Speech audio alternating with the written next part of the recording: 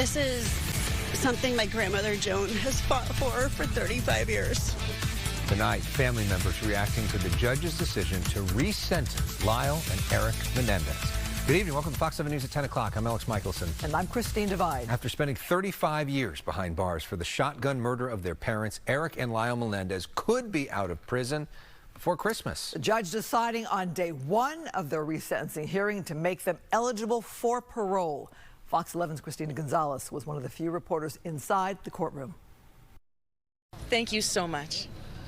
You have brought hope to this family that we didn't see coming. Ana Maria Baralt overwhelmed, as were other Menendez Brothers family members in Van Nuys today. Is there any way to even put it in words? I'm just not, I haven't processed it fully yet. So You're still in shock, right?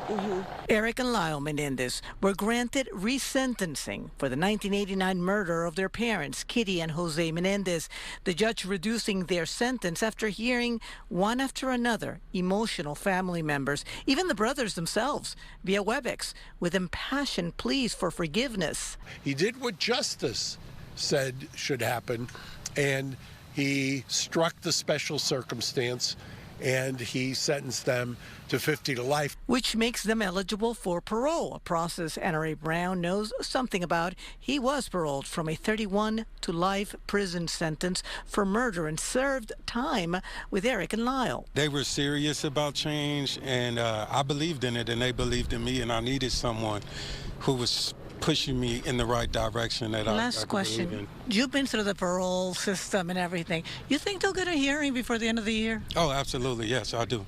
You think they could be home for Christmas? Yes, it's possible. Aside from today's resentencing, there is a clemency hearing in about 2 weeks for the brothers, where the parole board will report to the governor whether they would be a threat to society if they were to go free. As for the district attorney's office, no comment from them today after court. In Van Nuys, I'm Christina Gonzalez, Fox 11 News. Now to a Fox 11 News exclusive. Tonight in West Los Angeles, I hosted a public safety town hall meeting with, among others, LA County District Attorney Nathan Hawkman. It was the first time he talked about today's ruling. What are your thoughts? Our position ultimately was not that the Menendez brothers should never face a resentencing. It was not yet. They had not gotten around to completely coming clean with all the different lies, deceptions, and cover-up that they had engaged in. Do you think that the public, at this point, if the Menendez brothers were to get out, would be less safe with them on the streets? I would defer to the experts. And recently the Menendez... You're the district attorney. Well, I'm an expert in criminal justice, but I'm not an expert in the Menendez's psychology. The experts I'm going to defer to are the ones that just came up with a comprehensive risk assessment. They looked at all the information. They actually interviewed the Menendezes in prison, and they raised their risk rating from low to a moderate rating, a moderate risk for violence. And part of the reason they did that is that in the year waiting for resentencing, the Menendezes actually engaged in deceitful conduct in the prison itself. And they said, look, if they're going to engage in deceitful conduct... Sneaking in a cell phone. It's not just sneaking in a cell phone. A cell phone is something that actually bypasses the prison system's ability to record prison phone calls for both safety and for actually committing additional acts.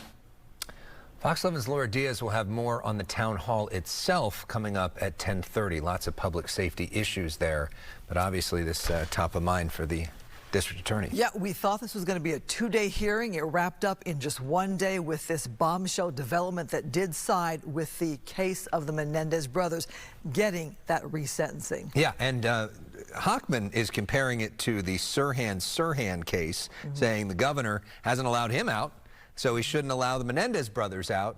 We'll see. He admits ultimately it's going to be up to Governor Newsom to make a decision one way or another.